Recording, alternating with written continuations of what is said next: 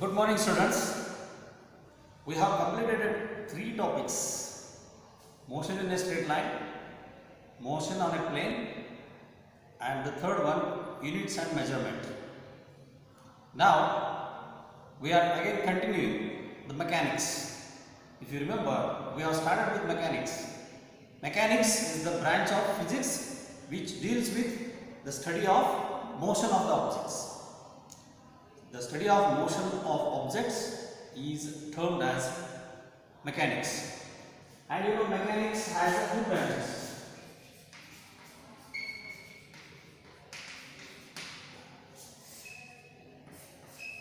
As I told you earlier, kinematics.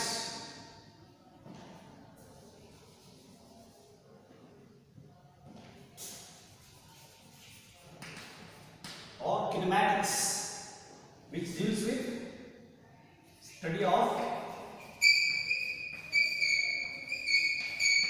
motion, description of motion without going into the details of what causes motion. So in this study of motion already we have learned the concept of speed, velocity, uniform velocity, non-uniform velocity, acceleration, uniform acceleration, non-uniform acceleration, and equations of uniformly accelerated motion. Then we studied circular motion. In the next topic, motion in a plane, we have studied projectile motion. These are all the motions without any description of causes of motion.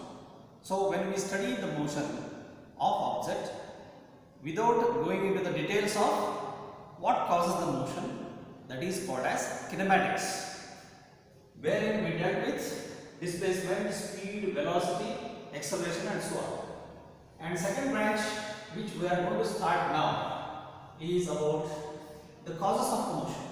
It is called dynamics. Dynamics deals with study of motion, no doubt, but what causes the motion?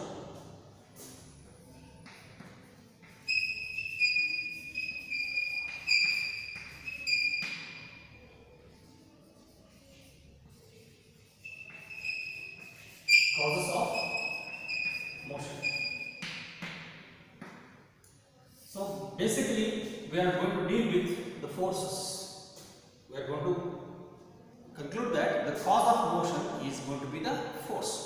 So we are going to deal with the forces in this dynamics. Okay. So part of dynamics we are going to start with in this topic, that is laws of motion. We have been discussing until now about uniform motion. Whenever we studied uniform motion, we dealt with uniform velocity. Uniform motion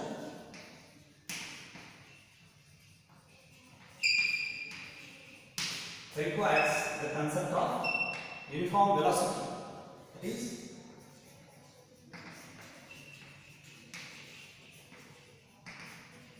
uniform velocity describes uniform motion of the body along a straight line with constant speed. That's what we call it as uniform velocity, which describes uniform motion. If it is non-uniform motion, then it requires what is known as the concept of acceleration. The accelerated motion is non-uniform motion. Body may be either increasing its speed or decreasing its speed. When a body is increasing its speed, we call it as accelerated motion. When the body is decreasing its speed, we call it as decelerated motion or retarded motion. Now we are going into the details of this accelerated motion. If you recall the uniform circular motion, there we proved that uniform circular motion is an example of accelerated motion. Now what is the cause of that accelerated motion? If you think, you see, Earth revolves around the Sun, right? Moon revolves around the earth. What makes this moon to revolve around the earth? What makes this earth revolve around the sun? So if you think it is accelerated motion, there is an acceleration acting towards the center of this circular path, and that acceleration we call it as centripetal acceleration. What is the cause for centripetal acceleration of earth around the sun? If you think, it is nothing but the gravitational pull, the gravitational interaction between earth and sun. The gravitational pull exerted by the sun on the earth keeps the earth revolving around the sun. Similarly, the gravitational pull exerted by the earth on moon keeps the moon revolving around the earth. So this gives you an idea that there must be a force acting on a body which results into an acceleration. There must be a force acting on a body which results into a non-uniform motion. So acceleration is caused due to force. The cause of acceleration is force. The cause of acceleration is force. Let us see some examples. If there is a ball on the ground, unless somebody kicks the ball doesn't move. Similarly, you have seen when there is a breeze, the branches of the tree swing and the boat can move along the flowing river. There is no need for rowing of the boat. The boat can move on its own along the flow of water in the flowing river. So these are the examples wherein we see the motion. Similarly, if I drop this, why does the body fall down to the ground? Why does the body fall down to the ground? It is because of gravitational pull. There is a gravitational pull. In the case of football, somebody has to go and kick it. Somebody has to exert force to cause the motion of that ball. Whereas in this case, it is the gravitational force which is pulling the body. There is no contact in this case. Whereas when you go and kick, there is a contact between you and the ball. When you hit the ball with a stick, there is a contact between the ball and the stick. The stick gives the force. You are exerting the force using the stick on the ball in the case of hockey or cricket. Whereas in this case, there is a non-contact force. Which is that force? Gravitational force. In the same way, you must have observed the iron nails getting attracted by a magnet. There is a magnetic force. The magnetic force pulls the iron nails even at a distance. So there are agencies which are required to keep the body in motion. This external agency which keeps the body in motion, we call it as force. Force is an external agency which keeps the body into motion. Body at rest can be set into motion. Body in motion can be brought to rest also. If there is a falling body, so we can stop it by exerting opposite force. If there is a rolling ball along a inclined plane, by exerting opposite force, we can stop that rolling ball. So even when we are pedaling the bicycle, by applying the brakes, the bicycle can be stopped. Means opposing force acts as a retarding force. So force is required to stop a body which is in motion. Force is required to continue a body to keep in motion. Then question arises, what type of forces? There are contact forces and there are non-contact forces. So as I said, examples, when I push it, so there is a contact force between me and the object. Push or a pull. We call this push or a pull as a force. So this push or a pull maybe by actual contact. In the case of gravitational interaction, there is no contact. So gravitational force is an example of non-contact force. Magnetic force is an example of non-contact forces. So there are contact forces where there is actual physical contact between the object and the body which is applying the force. So whenever there is a force being exerted, there are two things to be observed. One agency which is exerting the force, another one which is receiving the force. When it is a ball and bat, when you hit the ball receives the force, the bat exerts the force. When the wind blows, the wind is exerting the force and the branches of the tree receive the force. So two things are required for observation of this force. Then next question arises, is it force required to keep the body in uniform motion? We have studied uniform motion with constant velocity along a same direction, along a straight path. Is it external force required for this? So if you recall 9th class, we have studied about this already. It was Greek philosopher Aristotle, around 340 BC. He stated that force is always required to keep a body in motion. External force is required to keep a body in motion. Aristotle's statement states that external force is required to keep a body in motion or even in uniform motion. So he gave the example of arrow. When you take arrow and shoot it with the help of bow, the arrow gets shot and it goes in a particular direction. As long as the arrow is in motion, what Aristotle stated that the air around that arrow is pushing it in the along the direction of its motion. So thus he states that an external force is always required.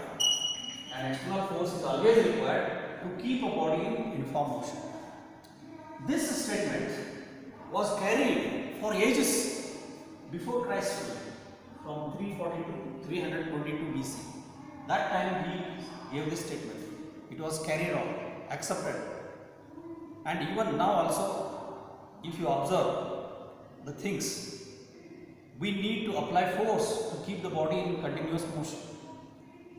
But we know now that from the study of Galileo's experiments and from the study of property of inertia and from the study of Newton's laws of motion, that force is not required to keep a body in uniform motion. So it was Galileo in the 17th century,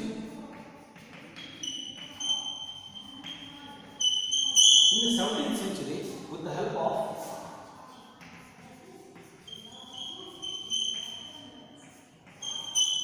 simple activities, that is motion of a ball along an inclined plane.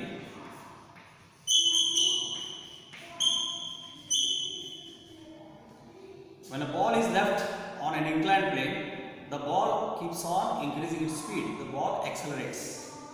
And when he kept another inclined plane, the moving ball, when it rises the inclined plane which is kept opposite to it, the speed of the ball keeps on decreasing downward. Second one, motion of the ball along inclined plane along an inclined plane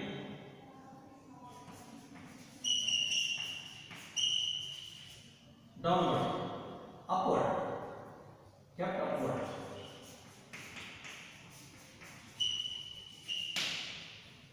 So he took two inclined planes. First inclined plane, he allowed a ball to roll down on in this inclined plane. When the ball rolls down, what happens? The speed of the ball keeps on increasing. So ball accelerates. When this accelerated ball is now obstructed with an inclined plane which is kept upward like this, the accelerated ball, when it is rising, its speed goes on decreasing. What happens in between, intermediate surface? When the accelerated ball comes down from the inclined plane, moves on this flat surface, plane surface, the ball keeps on moving with constant speed. The ball keeps on moving with constant speed. Again, when it rises, if you just see this is a downward inclined plane, this is an upward inclined plane. When the ball rolls down, the speed of the ball keeps on increasing, so it accelerates. When the ball moves along this horizontal plane and rises along this upward inclined plane, then you could observe the speed of the ball decreasing. What happens on this flat surface? If this flat surface is assumed to be having zero friction, then he could prove that the ball continues to move with constant speed. The ball continues to move with uniform speed. And then he states that there is no requirement of any external force to keep the body in uniform motion. So this is first activity. Second activity. Third one is motion of the ball along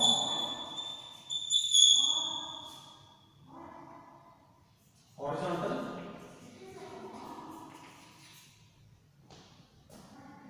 frictionless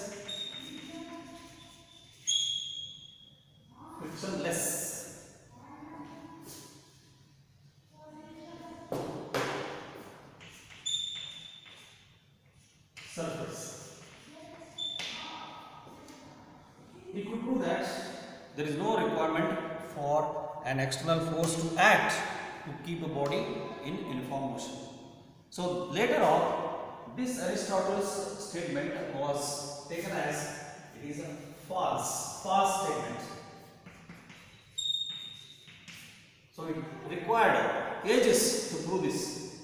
It is a false statement and it is now termed as Aristotle's fallacy. Aristotle's fallacy. So now we will discuss about the basic property of an object. Body at rest. The duster is there on the table. Body is at rest. Unless we apply an external force, the body continues to be in the state of rest. In the same way, the ball in motion, ball in uniform motion, when it is moving with constant speed along the same straight line, we call it as ball in uniform motion. This is also having a property. Unless you apply an external force to stop it, the ball continues to move. So it gives us one idea of property of an object at rest and property of an object moving along a straight line, that is property of an object with uniform motion. That property was termed by Galileo as inertia. So we will study now about the property of inertia. Okay, now let us study the property, that is inertia, which was stated by Galileo. You see, body at rest. Suppose there is a block which is at rest. Unless we apply external force, the body continues to be at rest.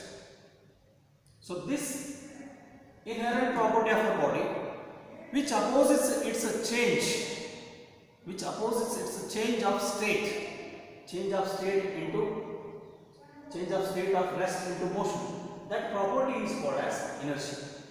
Resistance to change its state of rest is called as inertia. In the same way, body in uniform motion. Let us say that a body is moving with some uniform motion 5 meters per second. It continues to move with 5 meters per second unless an external force acts on it to stop it, or an external force, if it acts along the same direction, the body accelerates, its speed increases. If an opposing force acts, the speed of the body decreases and finally it may stop. So if no force acts on it, the body continues to be in uniform motion. So these two things are equivalent. Galileo stated that body at rest and body in uniform motion are equivalent, and that property he termed it as inertia. What is the meaning of inertia? Resistance to change the property of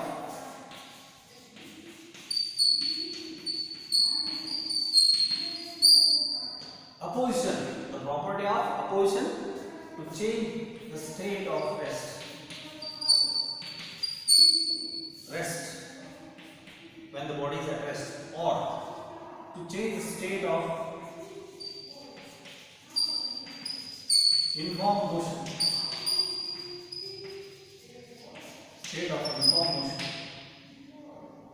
is called as inertia.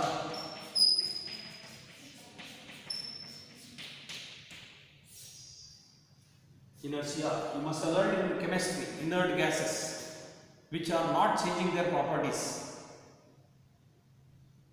Those gases are called inert gases which do not show any changes. So inertia is a term taken from inert. So inertia means which opposes the change of state of rest, or which opposes the state of uniform motion. It is called as inertia. So it will change its state of rest. It will change its state of uniform motion when there is an external force acts on it. So this concept of inertia was taken by Sir Isaac Newton in 17th century. One of the greatest scientists ever the world has found, Sir Isaac Newton.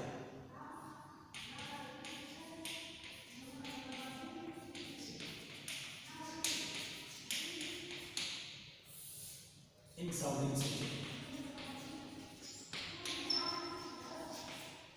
laid the foundation for mechanics and modern science by giving this first statement, that is called as Newton's first law of motion.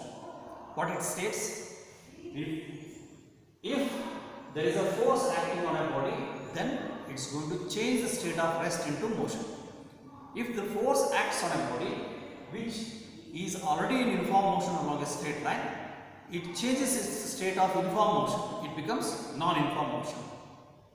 Otherwise, if no force acts on it, or if net force acting on the body is zero, the body will be at rest. If it is at rest, body will be in uniform motion along a straight line if it is already in uniform motion along a straight line. So this actually defines the property of an object called as inertia. So this Isaac Newton's first law of motion, first law of mechanics or first law of motion, is also called as Galileo's law of inertia. Galileo's law of inertia. So if net force acting on a body is zero, then body will be at rest, or body, if it is in uniform motion, continues to be in uniform motion. So this is the meaning of force. So first law defines what is external force. If net external force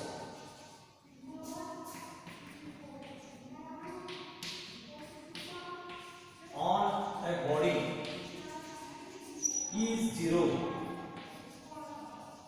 then its acceleration is 0. Its acceleration is 0. Then acceleration is 0 means it has 2 points. Either its velocity should be constant or its velocity should be 0. So acceleration 0 implies change in velocity is 0. Delta V, I have told you what is the meaning of delta V. Change in velocity is 0. When will be change in velocity 0? When this implies when V is constant or V is 0. So V is 0 implies body at rest. V equal to 0 implies body at rest. So if the block is at rest, when no force acts on this block, what? The block continues to be at rest. This is what is called as inertia due to rest. This is what we have already studied. And if the block is moving with some constant velocity, say 5 meter per second or 2 meter per second, it continues to move with 2 meter per second or 5 meter per second, whatever speed it has, in the same straight line without changing direction, unless an external force acts on it. Right? So when no force acts on it, there is no acceleration. There is no acceleration means there is no change in velocity. Change in velocity is 0. No change in velocity means V must be either constant, velocity vector V must be constant, velocity vector V must be 0. When velocity V is constant means, what does it imply? Its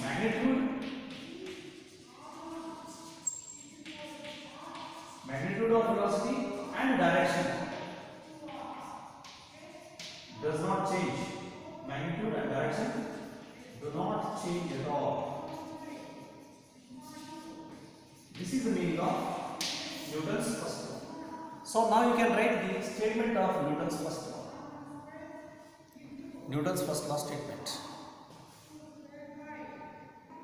Now we can state Newton's first law.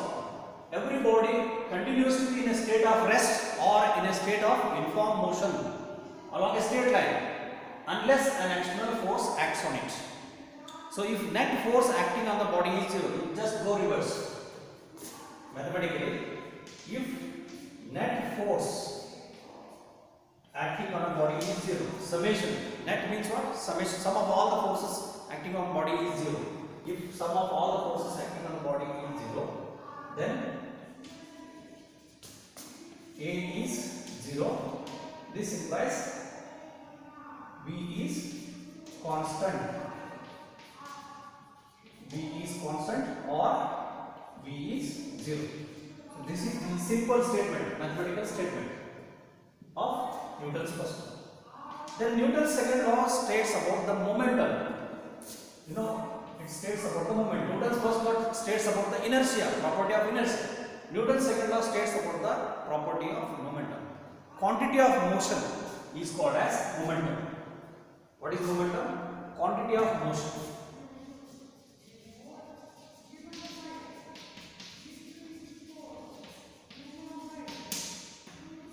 Quantity of motion of a moving body is called as momentum. This quantity of motion not only depends on its velocity, it also depends on its mass. Therefore, this quantity of motion is denoted by momentum P vector. Momentum P vector, which is product of mass and velocity. Product of mass and velocity. Therefore, using this, he defines what is force. How force can be measured? How force can be measured? So force is depending on time rate of change of momentum. The time rate of change of momentum is directly proportional to the external force.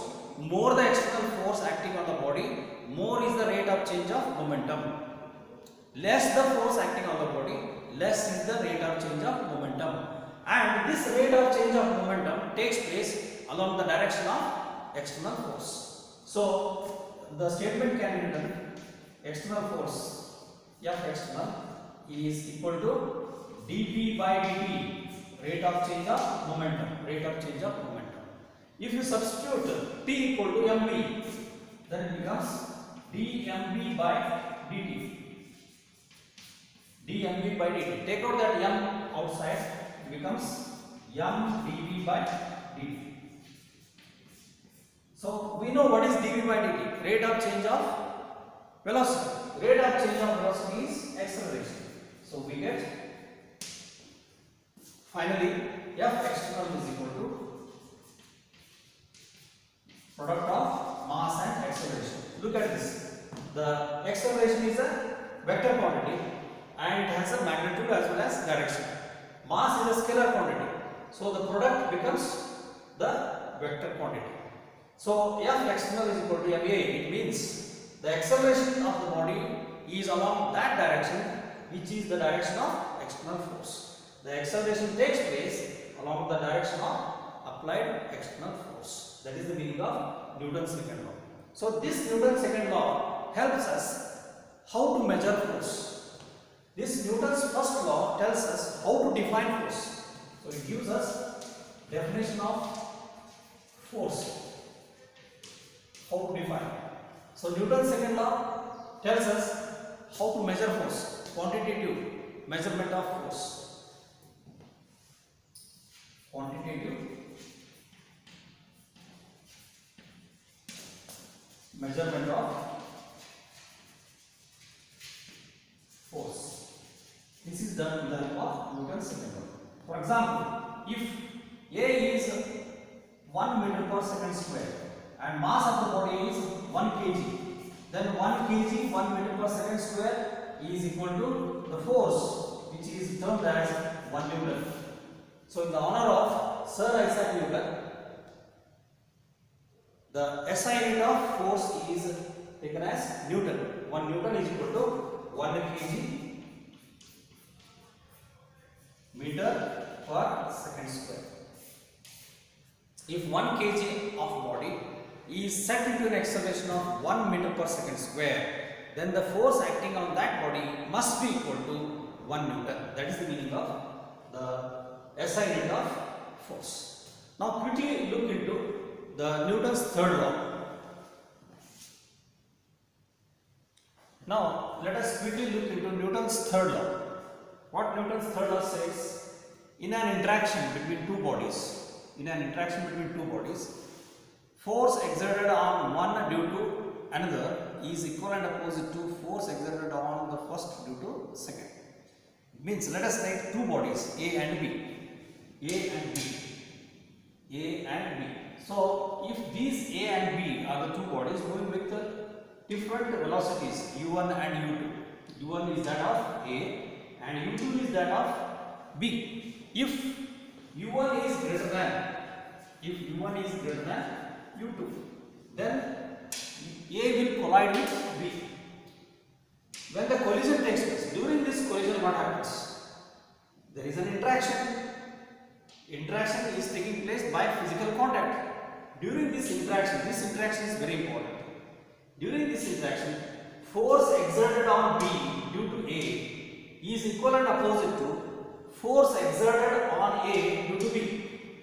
So, in an interaction between two bodies, force on B due to A is equal and opposite to force on A due to B. So, mathematically I can write force on B due to A. Force on B due to A is equal and opposite to, opposite is given by negative sign, force on A due to B. Don't forget to mention these vector signs. We have already studied the vectors. So we are using the vector concept very significantly while studying the laws of motion. And that is the foundation of mechanics. So this statement is mathematically written as force on B due to A is equal and opposite to force on A due to B. So if force on B due to A is taken as action, so action force, so action is nothing but a force, is equal and opposite to reaction. Reaction is another force. Reaction is another force. So reaction is on A. If A is exerting force on B, FBA, then B also exert a force on A, that is FAB, force on A due to B. So they are equal and opposite. This is called Newton's third law. In simple terms, in an interaction, understand this, underline this, interaction is very essential. Interaction between two bodies. In an interaction between two bodies, for every action there is an equal and opposite reaction. This is called Newton's third law, where action and reaction are pairs of forces. Pair of forces, they act on two different bodies. They do not act on a single body. For every action there is an equal and opposite reaction. So this Newton's third law tells us about applications of forces in our daily life. So application of forces in our daily life. So Newton's first law defines force. Newton's second law quantitatively measures the force F equal to ma, and Newton's third law signifies the applications of force in our day-to-day life. So this is complete revision. What we have done is complete revision what you have already learned in 9th standard. So tomorrow onwards, that is from next session onwards, we are going to learn the law of conservation of momentum. That's how the topic starts. So please revise this completely and do some numerical problems, preferably from 9th class if you have, or simple problems from the net. You just solve the problems so that you can continue with the law of conservation of momentum from this topic. Thank you. Have a nice day.